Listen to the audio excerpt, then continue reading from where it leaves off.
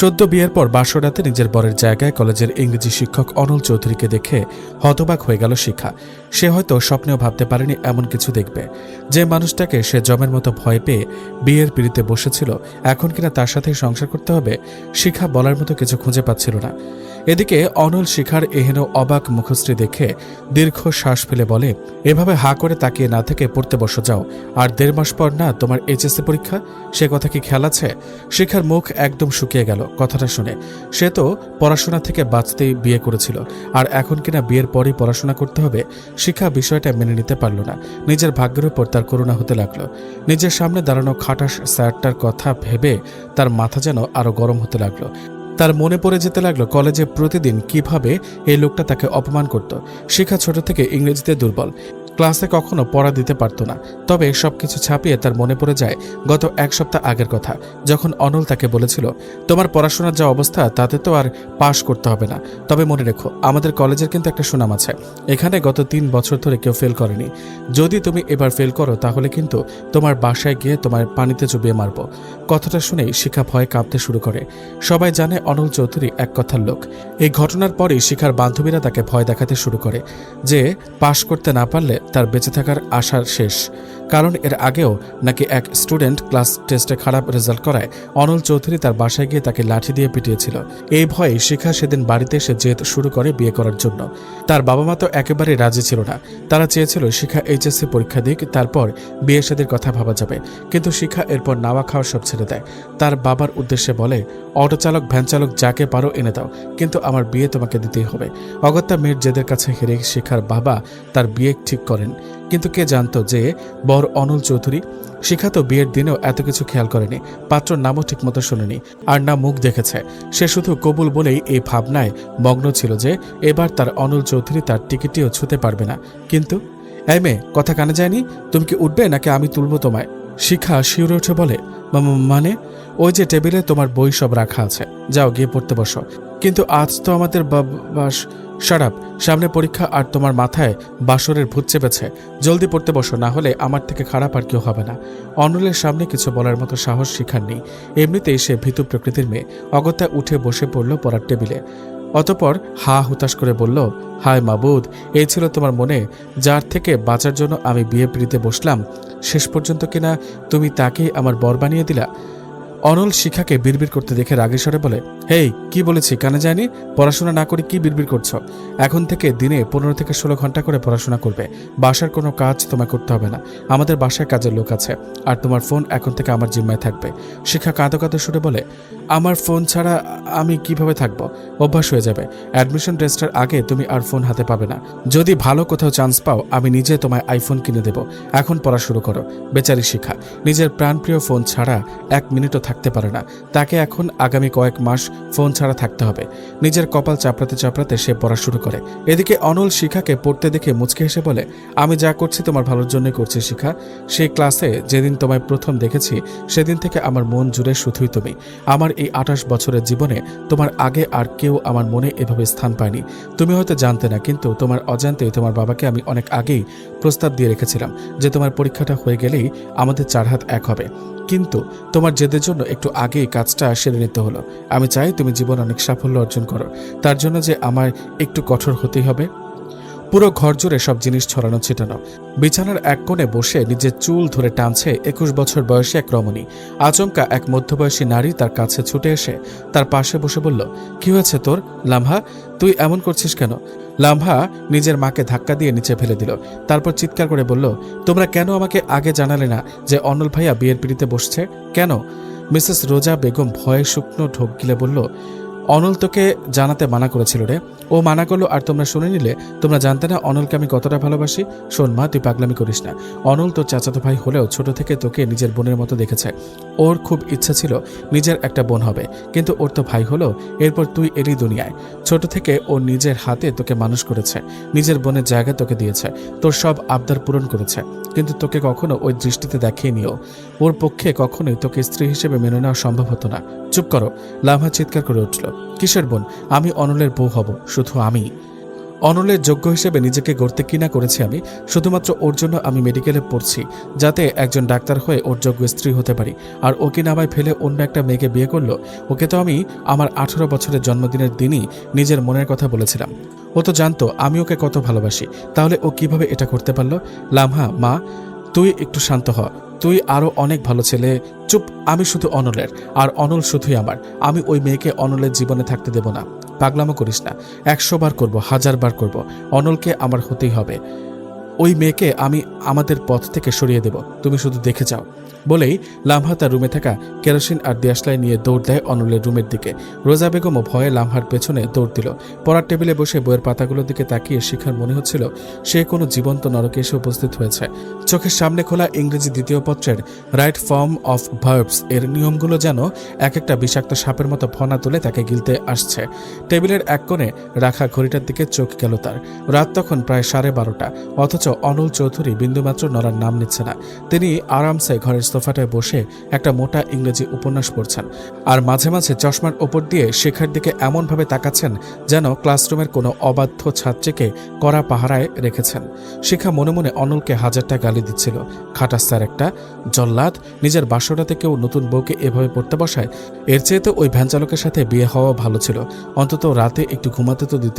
বইয়ের দিকে তাকিয়ে মনে মনে আমার শ্রাদ্ধ করা বন্ধ করো শিখা, আর ওই রুল নাম্বার 5টা জোরে জোরে পড়ো, আমি যেন শুনতে পাই। অনলের গম্ভীর কণ্ঠস্বর শুনে শিখা চমকে উঠল। সে কি মনের কথাও পড়ে ফেলতে পারে নাকি? শিখা ভয়ার্থ চোখে অনলের দিকে তাকিয়ে ঢোক গিলে পড়তে শুরু করলো। If the subject is singular the verb must be. উচ্চারণ ঠিক করো। সাবজেক্ট সিঙ্গুলার হলে ভার্ব কি হবে? এতটুকু সাধারণ জিনিস মাথায় ঢোকে না? এই মাথা নিয়ে তুমি এইচএসসি পরীক্ষা দিতে এসেছো? অনল বইটা বন্ধ করে উঠে দাঁড়ালো। শিখা কাঁদো কাঁদো মুখে মাথা নিচু করে রইল। তার ইচ্ছা করছিল বই খাতা সব অনলের মুখে ছুঁড়ে মেরে বাপের বাড়ি চলে যেতে, কিন্তু অনল চৌধুরীর ওই 6 ফুট লম্বা চওড়া দেহের সামনে দাঁড়িয়ে এই দুঃসাহস দেখানোর ক্ষমতা তার অন্তত নেই। অনল শিখার টেবিলের পাশে এসে দাঁড়ালো। তার গা থেকে একটা মৃদু দামি পারফিউমের সুবাস আসছিল, যা এই গম্ভীর পরিবেশেও শিখার বুকে কেমন একটা অদ্ভুত দোলা দিয়ে গেল। কিন্তু পরক্ষণে অনলের কড়া গলা শুনে সে দোলা কর্পূরের মতো উড়ে গেল। আজকের মতো যথেষ্ট হয়েছে। প্রথম দিন বলেই এই 12:30 পর্যন্ত ছাড় দিলাম। কাল থেকে কিন্তু ভোর 5টায় উঠতে হবে। আমি নিজে এসে তোমায় ডেকে তুলবো। আর শোনো, পড়ার টেবিলের ডান দিকের ড্রয়ারে একটা রুটিন করে রেখেছি। প্রতিদিন কোন সময় কোন চ্যাপ্টার পড়বে সব ওখানে লেখা আছে। যদি এক চুল এদিক ওদিক হয় তবে কলেজে কি হতে পারে তা তো ভালো করে জানো। শিখা দ্রুত মাথা নাড়ল, যার অর্থ হ্যাঁ জানি। গুড, এখন বিছানা যাও। আর হ্যাঁ, বিছানার মাঝখানে ওই কোলবালিশটা থাকবে। তুমি তোমার দিকে ঘুমাবে, আমি আমার দিকে। কোনো রকম চালাকি করার চেষ্টা করবে না। অনল একটা বড় কোলবালিশ বিছানার ঠিক মাঝখানে টেনে দিয়ে নিজে একপাশে শুয়ে পড়ল। শিখা একটা দীর্ঘশ্বাস ফেলে খাটের অন্য প্রান্তে গিয়ে কোনো মতে শরীরটা এলিয়ে দিল। লাল বেনারসি শাড়িটা এখনও তার গায়ে জড়ানো, ভারী গয়নাগুলো গলায় কানে বিঁধছে, কিন্তু অনলের ভয়ে সে কাপড় পাল্টানোর কথা বলারও সাহস পেল না। সে দেওয়ালের দিকে মুখ করে চোখ বন্ধ করল। চোখের কোণ দিয়ে এক ফোঁটা অশ্রু গড়িয়ে পড়ল তার। মনে মনে বলল, হায় আল্লাহ, আমার জীবনটা তুমি এভাবে তছনছ করে দিলে। এখন এই জল্লাদের ঘরে আমি বন্দী। এদিকে অনলের বাড়ির নিচতলার করিডোর দিয়ে তীব্র বেগে ছুটে আসছিল লামহা। তার চোখে মুখে তখন এক ভয়ঙ্কর উন্মাদনা। হাতের কেরোসিনের বোতলটা সে শক্ত করে চেপে ধরে রেখেছে। তার পেছনে প্রায় হাঁপাতিয়ে দৌড়ে আসছেন মিসেস রোজা বেগম। লামহা, খোদার কসম লাগে, শান্ত হো মা, এমন পাগলামি করিস না। অনল জানতে পারলে তোকে আস্ত রাখবে না। রোজা বেগম মেয়ের হাত ধরার চেষ্টা করতে করতে বললেন, ছাড়ো আমাকে মা। অনল ভাইয়া আমার, শুধুই আমার। ওই কোন গাইয়া মেয়ে এসে অনল ভাইয়ার ঘরে রানী হয়ে বসবে, আর আমি তা দাঁড়িয়ে দাঁড়িয়ে দেখব? আমি আজকে ওই পুরো ঘর জ্বালিয়ে দেব। অনল ভাইয়া যদি আমার না হয় তবে অন্য কারো হতে দেব না। লামহার গলার আওয়াজ তখন ক্রোধে কাঁপছিল। সে সিঁড়ি বেয়ে দোতলার দিকে উঠতে লাগলো। রোজা বেগম আর কোনো উপায় না দেখে পেছন থেকে দৌড়ে এসে লামহার হাত থেকে কেরোসিনের বোতলটা কেড়ে নেওয়ার জন্য হ্যাঁচকা টান দিলেন। আর ঠিক তখনই ঘটল অঘটন। লামহার হাত থেকে বোতলটা ছাড়ল না, উল্টো জোরে ধাক্কা দিল তার মাকে। বললাম না আমার রাস্তায় আসবে না? লামহা চিৎকার করে উঠল। ধাক্কা খেয়ে রোজা বেগম সিঁড়ির ধাপ ধরে সামলাতে না পেরে একদম নিচে আছড়ে পড়লেন। তার মাথা গিয়ে লাগলো নিচের মার্বেল পাথরের মেঝেতে। একটা তীব্র আর্তনাদ করে তিনি জ্ঞান হারিয়ে ফেললেন। মাথা থেকে টপ টপ করে রক্ত ঝরতে শুরু করলো। মায়ের এই অবস্থা দেখে লামহার হাতের কেরোসিনের বোতলটা মেঝেতে পড়ে গেল। বোতলের ছিপি খুলতে গিয়ে কেরোসিন মেঝেতে ছড়িয়ে পড়তে লাগলো। লামহা স্তব্ধ হয়ে গেল কয়েক সেকেন্ডের জন্য। তার সমস্ত রাগ যেন এক নিমিষে ভয়ে রূপ নিল। সে সিঁড়ি দিয়ে নেমে এসে মায়ের পাশে বসল। মা, মা চোখ খুলো, মা আমি তো তোমাকে আঘাত করতে চাইনি মা। লামহা কাঁপতে কাঁপতে রোজা বেগমের গায়ে হাত দিল, কিন্তু কোনো সারা শব্দ নেই। লামহার চিৎকারে বাড়ির অন্যান্য সদস্যরা, অনলের বাবা মা এবং কাজের লোকেরা দ্রুত ঘর থেকে বেরিয়ে এলেন। অনলের বাবা মহসিন চৌধুরী ভাইয়ের বউয়ের এই অবস্থা দেখে চিৎকার করে উঠলেন, এ কি, রোজা ভাবির এই অবস্থা কিভাবে হলো? রক্ত বেরোচ্ছে কেন? দোতলার ঘরে শিখা সবেমাত্র চোখটা বুঝেছিল। এমন সময় নিচতলার এই হট্টগোল আর লামহার চিৎকার অনল এবং শিখা দুজনেই কানে পৌঁছালো। অনল এক ঝটকায় বিছানা থেকে উঠে দাঁড়ালো। শিখাও ধরফড় করে উঠে বসলো। নিচে এত চিল্লানি কিসের? তুমি এখানে থাকো, একদম বাইরে বের হবে না। অনল শিখাকে করার নির্দেশ দিয়ে দ্রুত ঘর থেকে বেরিয়ে গেল, কিন্তু শিখা ঘরে একা থাকতে ভয় পাচ্ছিল। তাছাড়া বেনারসি শাড়িটা সামলে সেও গুটি গুটি পায়ে অনলের পিছু পিছু দরজার কাছে গিয়ে দাঁড়ালো এবং করিডোর দিয়ে নিচে উঁকি দিল। নিচে তখন তুলকালাম কাণ্ড। অনল দ্রুত সিঁড়ি দিয়ে নেমে গিয়ে রোজা বেগমের পাশে হাঁটু গেড়ে বসল। তার হাত দিয়ে নাড়ি পরীক্ষা করল। মাথা থেকে অনবরত রক্ত ঝরছে। অনলের চোখ গিয়ে পড়ল মেঝেতে ছিটকে পড়া কেরোসিনের বোতলটার দিকে, আর পাশে দাঁড়িয়ে কাঁপতে থাকা লামহার দিকে। অনলের তীক্ষ্ণ বুদ্ধিমান চোখ দুটো বুঝতে এক মুহূর্ত সময় নিল না যে এখানে কি ঘটেছে। লামহা, এসব কি? অনলের কণ্ঠস্বর বজ্রের মতো শোনালো। লামহা ভয়ে এক কদম পিছিয়ে বলল, অনল ভাইয়া, আমি মা সিঁড়ি থেকে পড়ে গেছে। মিথ্যে কথা বলবে না। অনল গর্জে উঠল, মেঝেতে কেরোসিন কেন? আর ছোট চাচি সিঁড়ি থেকে একা পড়েনি, তুমি ওনাকে ধাক্কা দিয়েছ। তোমার এই অবান্তর পাগলামির সীমা দিন দিন ছাড়িয়ে যাচ্ছে। অনল আর সময় নষ্ট না করে রোজা বেগমকে দুই কোলে তুলে নিল। তার বাবার দিকে তাকিয়ে বলল, বাবা, ছোট চাচির মাথা ফেটে গেছে, প্রচুর ব্লিডিং হচ্ছে, গাড়ি বের করো, এখনই হাসপাতালে নিয়ে যাব। মহসিন চৌধুরী দ্রুত গাড়ির চাবি নিতে ছুটলেন। অনল যখন রোজা বেগমকে নিয়ে মেন দরজার দিকে যাচ্ছিল, তখন সে সিঁড়ির ঘোড়ায় দাঁড়ানো লামহার দিকে এক পলক তাকালো। সেই দৃষ্টিতে ছিল তীব্র ঘৃণা আর অবহেলা। লামহা সেই দৃষ্টি সহ্য করতে পারল না। সে মেঝেতে বসে ডুকরে কেঁদে উঠল, কিন্তু তার এই কান্না মায়ের জন্য ছিল না, ছিল অনলের সেই ঘৃণায় ভরা চাহনির জন্য। আর তার মনের ভেতর জ্বলতে থাকা হিংসার আগুনটা আরও দ্বিগুণ হয়ে গেল। সে মনে মনে ভাবল, এই সব কিছুর জন্য ওই শিখা দায়ী।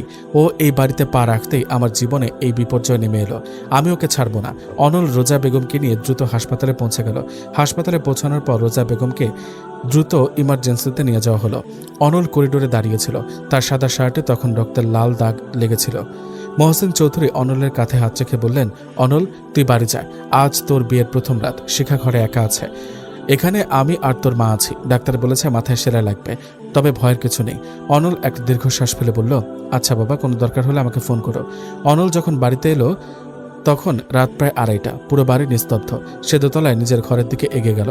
দরজাটা খোলাই ছিল। ভেতরে ঢুকতে সে দেখল শিখা খাটের এক কোণে হাঁটু দুটো বুকের কাছে গুটিয়ে বসে আছে। তার চোখ দুটো ভয়ে বড় বড় হয়ে আছে। লাল বেনারসি শাড়ি পরিহিত অবস্থায় তাকে দেখতে এই মুহূর্তে কোনো রাজকন্যার মতো লাগছিল না, বরং এক অসহায় হরিণীর মতো লাগছিল। অনলকে ঘরে ঢুকে দেখতে শিখা একটু নড়ে চড়ে বসল। অনলের শার্টের রক্ত দেখে তার বুকটা ধক করে উঠল। সে আমতামতা করে জিজ্ঞেস করলো, স্যার, মানে উনি কেমন আছেন? অনল তার শার্টের বোতাম খুলতে খুলতে শান্ত গলায় বলল, চাচি এখন ঠিক আছেন, মাথায় সেলাই লেগেছে। আর ঘরে আমি তোমার স্যার নই শিখা, আমি তোমার হাজব্যান্ড। এই কথাটা যত দ্রুত মাথায় ঢুকিয়ে নেবে তোমার জন্য তত ভালো। শিখা চুপ করে রইল।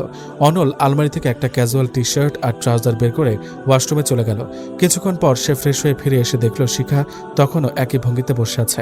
অনল খাটের পাশে এসে দাঁড়ালো। তার চেহারায় সেই কঠিন ভাবটা এখন কিছুটা শিথিল। সে নরম গলায় বলল, এই ভারী শাড়ি আর গয়না পরে সারা রাত বসে থাকবে নাকি? চেঞ্জ করে নাও। আলমারির বাম পাশে তোমার কিছু 3 পিস রাখা আছে, তোমার মা পাঠিয়ে দিয়েছিলেন। শিখা মাথা নিচু করে বলল, আমি শাড়ির পিনগুলো খুলতে পারছি না, পেছনে আটকে গেছে। অনল কিছুক্ষণ শিখার দিকে তাকিয়ে রইল। তারপর খাটে বসে শিখার দিকে একটু এগিয়ে এসে বলল, ঘুরে বসো, আমি খুলে দিচ্ছি। শিখার হৃদস্পন্দন যেন এক মুহূর্তের জন্য বন্ধ হয়ে গেল। কলেজে সেই রাশভারী রাগী অনল স্যার এখন তার শাড়ির পিন খুলে দেবে? এটা কি কোনো স্বপ্ন? শিখা ভয়ে ভয়ে অনলের দিকে পিঠ ফিরিয়ে বসল। অনল অত্যন্ত সাবধানে শিখার পিঠের ওপর থেকে ভারী বেনারসির আঁচলটা সরালো। তার ঠান্ডা আঙুলগুলো যখন শিখার পিঠের ত্বকে স্পর্শ করল, শিখা শিউরে উঠল। অনল আলতো হাতে একটা একটা করে পিন খুলে দিল। পুরোটা সময় অনলের নিঃশ্বাস শিখার ঘাড়ে এসে লাগছিল, যা শিখার শরীরের ভেতরে শিহরণ সৃষ্টি করছিল। সবগুলো পিন খোলা শেষ হলে অনল একটু পিছিয়ে গিয়ে বলল, যাও এবার চেঞ্জ করে এসো। শিখা এক দৌড়ে ওয়াশরুমে ঢুকে দরজা বন্ধ করে দিল। আয়নার সামনে দাঁড়িয়ে সে নিজের লাল হয়ে যাওয়া মুখটা দেখল। নিজের বুকের ওপর হাত রেখে দেখল হৃৎপিণ্ডটা যেন একটা ড্রামের মতো বাজছে। দূর, আমি ওই খাটাসটার জন্য এভাবে কাঁপছি কেন? ও তো একটা জল্লাদ। নিজেকে নিজে বকা দিল শিখা। পরের দিন সকাল ঠিক 5টায় শিখার ঘুম ভাঙল এক তীব্র ধাক্কায়। গেট আপ শিখা, 5টা বেজে গেছে, 10 মিনিট হয়ে গেছে। তোমার রুটিন অনুযায়ী এখন ইংরেজি প্রথম পত্রের ভোকাবুলারি মুখস্থ করার কথা। অনলের গম্ভীর আওয়াজ শিখার কানের কাছে বাজল। শিখা চোখ কচলাতে কচলাতে উঠে বসল। সে দেখল অনল ইতিমধ্যে ফ্রেশ হয়ে ট্র্যাকস্যুট পরে রেডি। সম্ভবত সে মর্নিং ওয়াকে যাবে। আমি আসছি 8 ঘন্টার মধ্যে। এসে যেন দেখি তুমি টেবিলে বসেছ। আর হ্যাঁ, নিচে গিয়ে মায়ের কাছ থেকে 1 কাপ লিকার চা নিয়ে আসবে। অনল ঘর থেকে বেরিয়ে গেল। শিখা বিছানা থেকে নেমে কোনো মতো ফ্রেশ হয়ে নিচে গেল। নিচে গিয়ে দেখল রান্নাঘরে অনলের মা অর্থাৎ তার শাশুড়ি আমিনা বেগম নাস্তা বানাচ্ছেন, আর ড্রয়িং রুমে মহসিন চৌধুরী খবরের কাগজ পড়ছেন। রোজা বেগম এখনও হাসপাতাল থেকে ফেরেননি। লামহাও হসপিটালে মায়ের সাথেই আছে। আমিনা বেগম শিখাকে দেখে হাসি মুখে বললেন, ফ্রেশ হয়েছ মা? অনল তোমাকে ডেকে দিয়েছে তো? ও ছোটবেলা থেকে নিয়মের খুব কড়া। শিখা মৃদু হেসে বলল, জি আম্মা, উনি বললেন 1 কাপ লিকার চা নিয়ে যেতে। হ্যাঁ, এই নাও। আর শোনো মা, অনল দেখতে একটু কড়া হলেও মনের দিক থেকে খুব ভালো। ও যা করে ভালোর জন্যই করে। আমিনা বেগম শিখার মাথায় হাত বুলিয়ে দিলেন। শিখা চা নিয়ে উপরে চলে এলো। টেবিলে বসে সে ইংরেজি বইটা খুলল, কিন্তু পড়ার চেয়ে তার চোখ যাচ্ছিল জানলার বাইরে। 8 ঘন্টা পর অনল ঘরে ফিরে এলো। তার কপালে হালকা ঘাম। সে এসে শিখার সামনে দাঁড়িয়ে জিজ্ঞেস করল, কতটুকু মুখস্থ হলো? শিখা ভয় পেয়ে বলল, 10টা ওয়ার্ড মিনিং। অনলি 10? 8 ঘন্টায় মাত্র 10টা? এই স্পিডে চললে তো তুমি A+ দূরে থাকো, পাশই করতে পারবে না। অনল চটে গেল। বইটা দাও আমাকে। অনল শিখার কাছ থেকে বইটা নিয়ে একের পর এক প্রশ্ন করতে লাগলো। শিখা 2-1টা পারল, বাকিগুলো গুলিয়ে ফেলল। অনল রেগে গিয়ে টেবিলে চাপড়ে বলল, মন কোথা থাকে তোমার? পড়ার সময় অন্য কিছু ভাবলে চুবিয়ে মারার যে কথাটা বলেছিলাম ওইটা কিন্তু ঠাট্টা ছিল না, সত্য প্রমাণ করে দেখাবো। শিখা আর নিজের কান্না ধরে রাখতে পারল না। সে টেবিলের ওপর মাথা রেখে ফুপিয়ে কেঁদে উঠল। সে ফুপিয়ে বলে উঠল, আমি আর পারবো না, আমার দ্বারা পড়াশোনা হবে না। কেন আমাকে বিয়ে করলেন আপনি? ওই অটোচালকের সাথে বিয়ে হলেও আমি সুখে থাকতাম।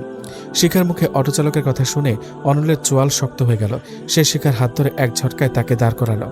অটোচালকের সাথে বিয়ে হলে সুখে থাকতে, তাই না? পড়াশোনা থেকে বাঁচতে তুমি এতটাই মরিয়া? শিখা, একটা কথা কান খুলে শুনে রাখো। আমি অনল চৌধুরী, যাকে একবার নিজের স্ত্রী বলে স্বীকার করেছি, তাকে সমাজের বুকে মাথা উঁচু করে বাঁচতে শেখাবো। তোমার এই ফাঁকিবাজি আমি একদম বরদাস্ত করব না। কেঁদে কোনো লাভ নেই, চোখ মোছো আর পড়া শুরু করো। অনলের এই রূপ দেখে শিখা স্তব্ধ হয়ে গেল। সে বুঝল এ লোকের মন গলানো অসম্ভব। সে বাধ্য হয়ে চোখ মুছে আবার বইয়ের দিকে তাকালো। সেদিন দুপুরের দিকে হাসপাতাল থেকে রোজা বেগমকে বাড়িতে নিয়ে আসা হলো। ওনার মাথায় ব্যান্ডেজ বাঁধা। লামহা ওনার হাত ধরে ধরে ওনার ঘরে নিয়ে গেল। পুরো বাড়িতে একটা থমথমে ভাব। শিখা দুপুর পর্যন্ত পড়াশোনা করার পর অনল তাকে একটু বিশ্রামের অনুমতি দিয়েছিল। শিখা নিচে নেমে এলো তার শাশুড়িকে সাহায্য করার জন্য। সে যখন রান্নাঘরের দিকে যাচ্ছিল তখন করিডোরে লামহার সাথে তার মুখোমুখি দেখা হয়ে গেল। লামহা শিখাকে দেখে থমকে দাঁড়ালো। শিখা ভদ্রতার খাতিরে বলল, আপু, চাচি এখন কেমন আছেন? লামহা শিখার দিকে এমন এক নজরে তাকালো যেন সে কাঁচা চিবিয়ে খেয়ে ফেলবে। সে শিখার একদম কাছে এসে ফিসফিস করে বলল, তোমার মুখে আপু ডাক শুনতে চাই না আমি। তুমি জানো না তুমি কার জীবনে এসেছ? অনল ভাইয়া শুধু আমার। তুমি এই বাড়িতে এসেছো মাত্র 1 দিন, আর এই 1 দিনেই আমার মায়ের অবস্থা এই হয়েছে। তোমাকে আমি এই বাড়িতে বেশি দিন টিকতে দেব না শিখা, মনে রেখো। অনল ভাইয়াকে আমি তোমার হাত থেকে কেড়ে নেবই।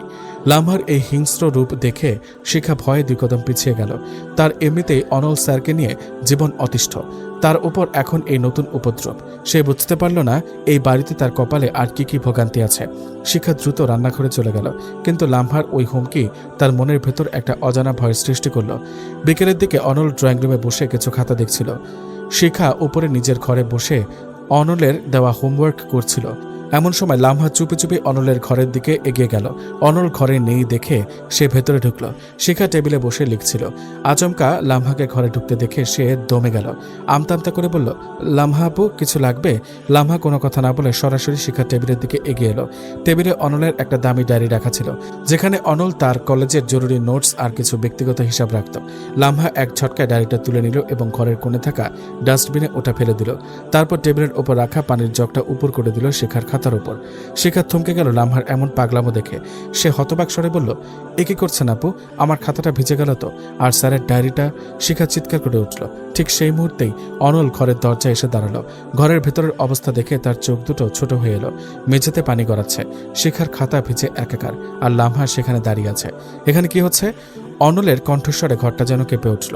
লামহার সঙ্গে সঙ্গে নিজের ভুল পাল্টে ফেলল। সে কাঁদো কাঁদো মুখে অনলের দিকে তাকিয়ে বলল, অনল ভাইয়া, দেখো, তোমার এই নতুন বউ কি করেছে? আমি ঘরে এসেছিলাম তোমাকে একটা কথা বলতে, আর ও রাগ করে তোমার ডায়েরিটা ডাস্টবিনে ফেলে দিল। আমি বারণ করতে গেলাম তো আমার ওপর পানির জগটা ছুঁড়ে মারল। দেখো আমার জামা ভিজে গেছে। শিখা আকাশ থেকে পড়ল লামহার এই মিথ্যাচার দেখে, সাথে সাথে প্রতিবাদ করে বলল, মিথ্যা কথা, আমি কিচ্ছু করিনি, উনি নিজেই। চুপ করো শিখা। অনল থমকে উঠল। শিখার চোখ দিয়ে জল গড়িয়ে পড়ল। সে ভাবল অনল হয়তো লামহার কথাটাই বিশ্বাস করেছে। সে তো এই বাড়ির নতুন লোক, আর লামহা ছোটবেলা থেকে এখানে আছে। অনল লামহার দিকে এগিয়ে গেল। লামহা মনে মনে হাসছিল যে এবার শিখার কপালে দুঃখ আছে, কিন্তু তাকে অবাক করে দিয়ে অনল লামহার হাতটা শক্ত করে ধরল। ক্রোধিত স্বরে বলল, লামহা, তুই কি ভেবেছিস আমি অন্ধ? আমি বোকা? শিখা এই ডায়েরির গুরুত্ব কতটুকু তা জানেই না, আর ও কেন এটা ডাস্টবিনে ফেলবে? তোর এই সস্তা নাটক বন্ধ কর। কাল রাতে যা করেছিস তার জন্য আমি এখনো তোকে পুলিশে দেইনি, শুধু ছোট চাচির মুখের দিকে তাকিয়ে। আমার ঘরের জিনিসপত্রে যদি আর কখনো হাত দেওয়ার স্পর্ধা করিস তবে আমার চেয়ে খারাপ কেউ হবে না। এখনই আমার ঘর থেকে বের হ। অনলের ধমক খেয়ে লামহার মুখ ফ্যাকাশে হয়ে গেল। সে আর এক মুহূর্ত সেখানে না দাঁড়িয়ে কেঁদে ঘর থেকে বের হয়ে গেল। অনল একটা দীর্ঘশ্বাস ফেলে ডাস্টবিন থেকে ডায়েরিটা তুলল, তারপর শিখার দিকে তাকালো, যে এখনো ভয়ে কাঁপছিল আর কাঁদছিল। অনল শিখার কাছে এসে টেবিলের ওপর বসলো। এত ভয় পাওয়ার কোনো প্রয়োজন নেই তোমার শিখা, আমি জানি ওটা তুমি করনি, তোমার প্রতি এতটুকু বিশ্বাস আমার আছে। অনল শান্ত গলায় বলল। শিখা চোখ মুছে বলল, তাহলে আমাকে ধমক দিলেন কেন? ধমক না দিলে লামহা আরো নাটক করত। আর শোনো, এই বাড়িতে তোমাকে একটু সাবধানে থাকতে হবে, পড়াশোনায় মন দাও, বাকি সব আমি দেখে নিব। অনল শিখার চোখের জলটা নিজের আঙুল দিয়ে আলতো করে মুছে দিল। অনলের এই আকস্মিক স্পর্শে শিখা যেন জমে গেল। এই মানুষটা এত কঠোর, আবার পরক্ষণে এত নরম কিভাবে হতে পারে? শিখা অনলের চোখের দিকে তাকালো। সে চোখের শাসন যেমন আছে, তেমনই এক অদ্ভুত সুরক্ষা বোধও আছে। শিখার মনে হলো হয়তো এই জল্লাদ স্যারের সাথে সংসার করাটা অতটাও খারাপ হবে না, কিন্তু পরীক্ষা তো আর 1.5 মাস পর, আর অনল চৌধুরীর সেই 15-16 ঘন্টার পড়াশোনার মিশন তো এখনো বাকি। শিখা আবার মনে মনে একটা দীর্ঘশ্বাস ফেলল। তার ভাগ্যে যে আরো কত পড়াশোনা লেখা আছে তা একমাত্র উপরওয়ালাই জানেন। শিখা পড়তে বসেছে। যত যাই হোক, পড়াশোনা আটকে রাখলে চলবে না। শুরুর প্রথম 2 দিন কষ্ট হলেও আজ অবশ্য তার পড়তে ভালো লাগছে একটু। অনল তাকে পড়াগুলো সহজ করে বুঝিয়ে দিয়েছে। দূর থেকে অনল শিখাকে মন দিয়ে পড়তে দেখে খুশি হলো। এটাই তো আমি চেয়েছিলাম শিখা, এভাবেই তুমি পড়াশোনায় মনোযোগী হও, তাহলে আমার আর কোনো চিন্তা থাকবে না। তখন পরন্ত বিকেল। অনল শিখাকে টেবিলে চুপচাপ বসে থাকতে দেখে বলে, কি হলো? এভাবে পাথরের মূর্তির মতো বসে থাকলে তো সিলেবাস শেষ হবে না। আজকে রাইট ফর্ম অফ ভার্বস এর বাকি 5টা নিয়ম লিখে আমাকে দেখাও। অনল নিজের ঘড়িটার দিকে তাকিয়ে বলল। শিখা আর কথা না বাড়িয়ে আলমারি থেকে একটা নতুন খাতা বের করলো। অনলের সামনে সে এখন আর কোনো অজুহাত দেখানোর সাহস পাচ্ছে না। সে জলদি মাথা নিচু করে লেখায় মন দিল। এদিকে নিজের ঘরে গিয়ে লামহা রাগে ক্ষোভে ফেটে পড়ছিল। ঘরের বিছানার চাদর বালিশ সব মেঝেতে ছুঁড়ে ফেলেছে সে। তার ফর্সা মুখটা একদম রাগে লাল হয়ে উঠেছে। আমাকে অপমান করলো, ওই সামান্য একটা মেয়ের জন্য অনল ভাইয়া আমাকে চোর বানালো, ঘর থেকে বের করে দিল। লামহা দাঁত কিরমির করে বলল। রোজা বেগম মাথায় ব্যান্ডেজ বেঁধে বিছানায় শুয়েছিলেন। মেয়ের এই উন্মাদনা দেখে তিনি ব্যথাতুর গলায় বললেন, লামহা, তোকে আমি কতবার বারণ করেছি বলতো, তুই কেন অনলের ঘরে ওসব করতে গেলি? ও অত্যন্ত বুদ্ধিমান ছেলে, তুই ওর সামনে কোনো চাল খাটাতে পারবি না, উল্টো নিজের সম্মানটাই খোয়াবি। তুমি চুপ করো তো মা, লামহা চেঁচিয়ে উঠল। তোমার এই দুর্বলতার জন্যই আজ আমাদের এই অবস্থা। অনল ভাইয়া আমাকে ছোটবেলা থেকে কতটা ভালোবাসতো তা তুমি জানো না? আজ ওই শিক্ষা আসার পর থেকে ভাইয়া আমার দিকে ফিরেও তাকাচ্ছে না। কাল রাতে আমার দিকে কেমন ঘৃণার চোখে তাকালো। আমি এটা সহ্য করতে পারছি না। ওই শিখাকে এই বাড়ি থেকে না তাড়ানো পর্যন্ত আমার মনের আগুন নিভবে না। তুই কি করতে চাস? রোজা বেগম ভয়ার্ত চোখে মেয়ের দিকে তাকালেন। লামহা একটা কুৎসিত হাসি দিয়ে বলল, অনল ভাইয়া খুবই খুঁতখুঁতে মানুষ, তাই না? ও ওই মেয়ের পড়াশোনা আর ক্যারিয়ার নিয়ে খুবই চিন্তিত। আমি যদি ওই মেয়ের পড়াশোনায় বন্ধ করে দিতে পারি তবে অনল ভাইয়া নিজেই ওকে ঘর থেকে লাথি মেরে বের করে দেবে। জাস্ট ওয়েট অ্যান্ড সি মা। রাত প্রায় 9টা। আমিনা বেগম উপরে এসে দরজায় টোকা দিলেন। অনল, বাবা, তোরা নিচে আয়, রাতের খাবার রেডি হয়েছে। তোর ছোট চাচিও হসপিটাল থেকে এসেছে, সবাই একসাথে টেবিলে বসবো। অনল ল্যাপটপ বন্ধ করে উঠে দাঁড়ালো। সে শিখার দিকে তাকিয়ে বলল, চলো নিচে চলো। আর শোনো, নিচে গিয়ে সবার সামনে মুখটা এমন বাংলার পাঁচের মতো করে রেখো না, স্বাভাবিক থাকার চেষ্টা করো। শিখা ওড়নাটা ভালো করে গায়ে জড়িয়ে অনলের পেছন পেছন নিচে নামলো। ডাইনিং টেবিলে ইতিমধ্যে মহসিন চৌধুরী আর রোজা বেগম বসেছিলেন। রোজা বেগমের মাথায় সাদা ব্যান্ডেজ দেখে শিখার মনে বেশ খারাপ লাগলো। সে ধীর পায়ে এগিয়ে গিয়ে রোজা বেগমের পাশে বসলো। চাচি আম্মা, এখন কেমন আছেন আপনি? মাথা বেশি ব্যথা করছে? শিখা বেশ নরম গলায় জিজ্ঞেস করলো। রোজা বেগম শিখার দিকে তাকিয়ে একটু হাসার চেষ্টা করে বললেন, এখন একটু ভালো আছি, ঔষধ খেয়েছি, ব্যথাটা কম। ঠিক তখনই লামহা রান্নাঘর থেকে বাটি হাতে ডাইনিং টেবিল এলো। শিখাকে ওভাবে তার মায়ের সাথে কথা বলতে দেখে তার ভেতরে হিংসা আবার চারা দিয়ে উঠল। সে বাটিটা টেবিলের উপর বেশ জোরে শব্দ করে রাখল। মহসিন চৌধুরী লামহার দিকে তাকিয়ে গম্ভীর গলায় বললেন, লামহা, বড়দের সামনে এভাবে অসভ্যতা করার কোনো মানে হয় না। টেবিলে খাবার ভদ্রভাবে পরিবেশন করতে শেখো। লামহা কিছু না বলে অনলের পাশের চেয়ারটায় গিয়ে বসল। সে অনলের দিকে তাকিয়ে অত্যন্ত মিষ্টি সুরে বলল, অনল ভাইয়া, তোমার প্লেটে ভাত বেড়ে দিই। অনল নিজের প্লেটটা একটু সরিয়ে নিয়ে শান্ত কিন্তু দৃঢ় গলায় বলল, না লাগবে না, আমার স্ত্রী আমার পাশেই বসেছে, ওই বেড়ে দেবে, তুই নিজেরটা খা।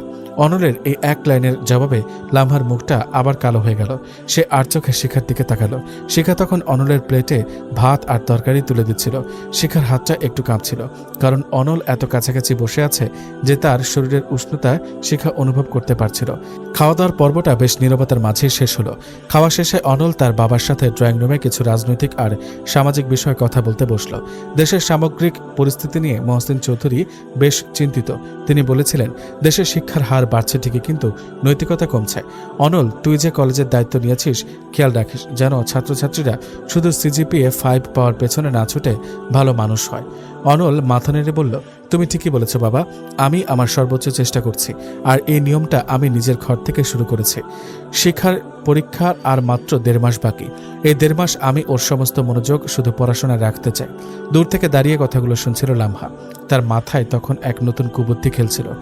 সে দেখল শিখা তখন রান্নাঘরে আমেনা বেগমকে প্লেট বাটি ধোঁয়ায় সাহায্য করছে। লামহা চুপে চুপে ড্রয়িং রুমে এক কোণে রাখা অনলের ব্রিফকেসটার দিকে এগিয়ে গেল।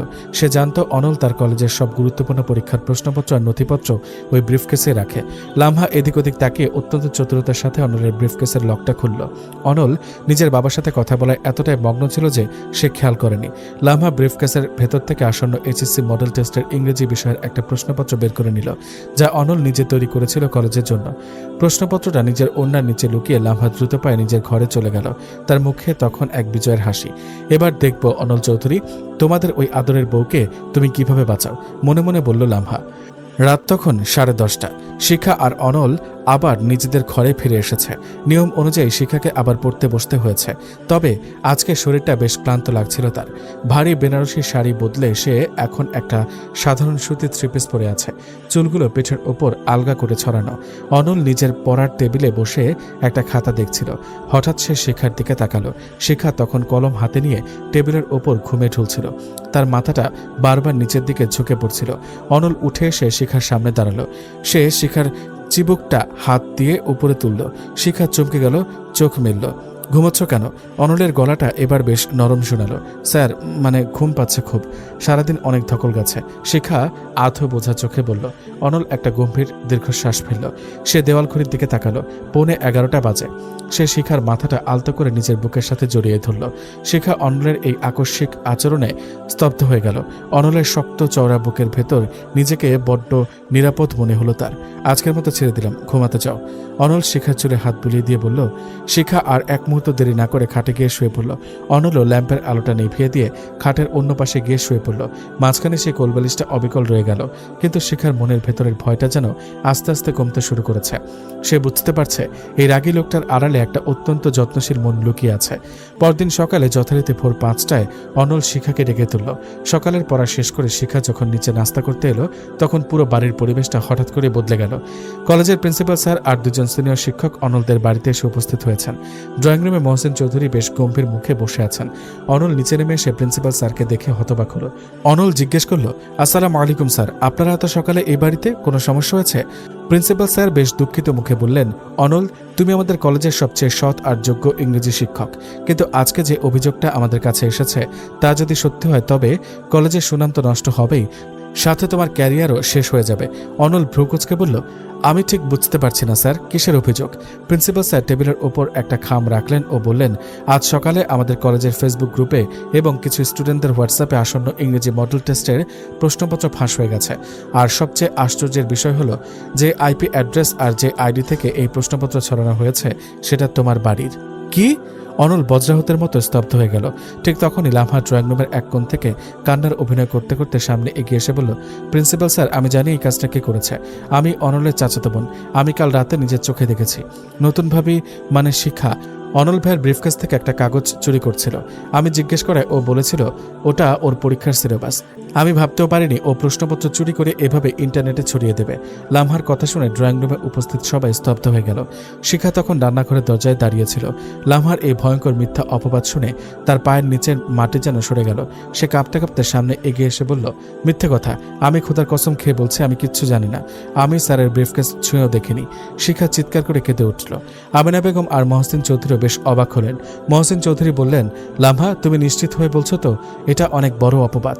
হ্যাঁ বড় চাচা, আমি একদম নিশ্চিত। ভাবি পড়াশোনায় খুব দুর্বল।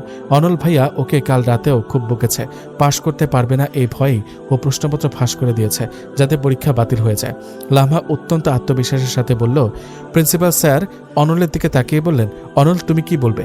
প্রশ্নপত্র কিন্তু তোমার বাড়ির থেকে ফাঁস হয়েছে। আর লামহা যা বলছে তার পেছনে একটা যুক্তি আছে। শিখা তোমার কলেজের স্টুডেন্ট। শিখা তখন অনলের দিকে তাকালো। তার চোখ দিয়ে অনবরত জল গড়িয়ে পড়ছিল। সে মনে মনে ভাবছিল, এবার বুঝি অনল স্যার আমাকে মেরেই ফেলবেন। ওনার কলেজের সুনাম ওনার কাছে সব। ওনার এত বড় ক্ষতি আমি করেছি ভাবলে উনি আমাকে এই বাড়িতে আর রাখবেন না। অনল দীর্ঘ সময় কোনো কথা বলল না। তার মুখমণ্ডল তখন পাথরের মতো শক্ত হয়ে গেছে। সে ধীর পায়ে শিখার দিকে এগিয়ে এলো। শিখা ভয়ে চোখ বন্ধ করে নিল। ভাবলো হয়তো একটা চর কপালে জুটবে। কিন্তু অনল শিখাকে কিছু না বলে প্রিন্সিপাল স্যারের দিকে ঘুরে বলল, স্যার প্রশ্নপত্র আমার বাড়ি থেকে ফাঁস হয়েছে, এটা সত্য, কিন্তু এই কাজটা শিখা করেনি। অনলের গলাটা ছিল অত্যন্ত শান্ত, কিন্তু তাতে একজোড়া বিশ্বাস ছিল।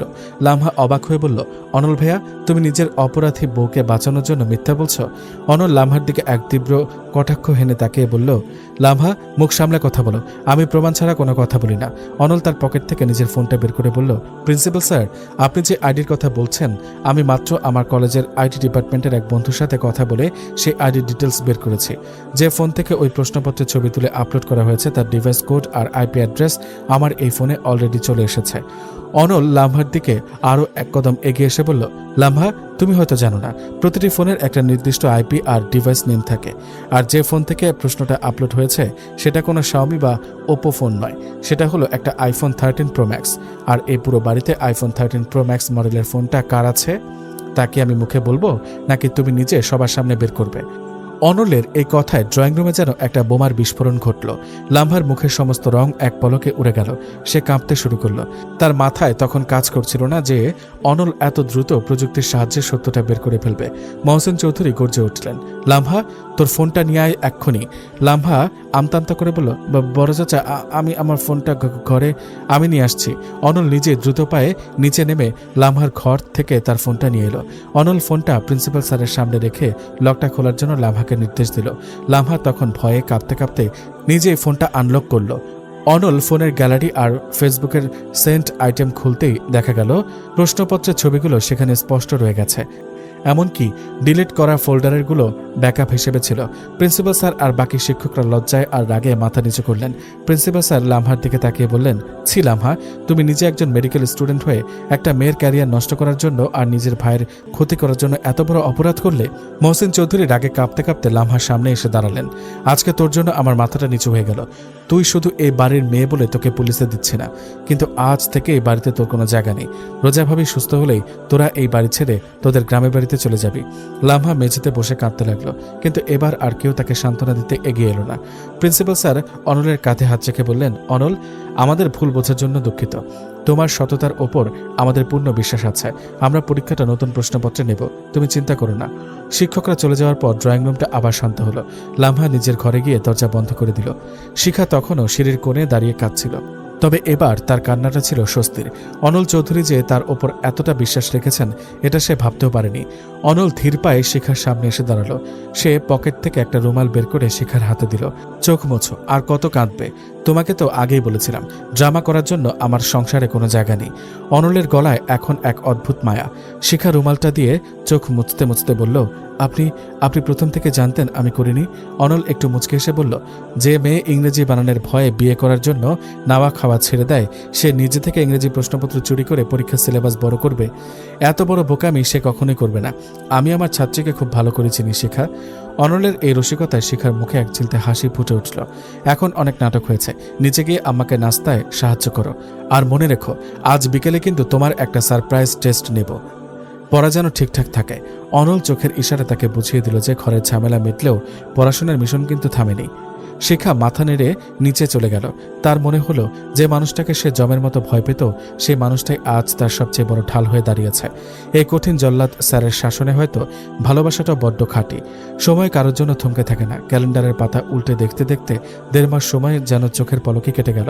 এই 1.5 মাসে শিখার জীবনের ওপর দিয়ে একটা ঝড় বয়ে গেছে, তবে তা ধ্বংসের ঝড় ছিল না, ছিল নিজেকে গড়ে তোলার এক যুদ্ধ।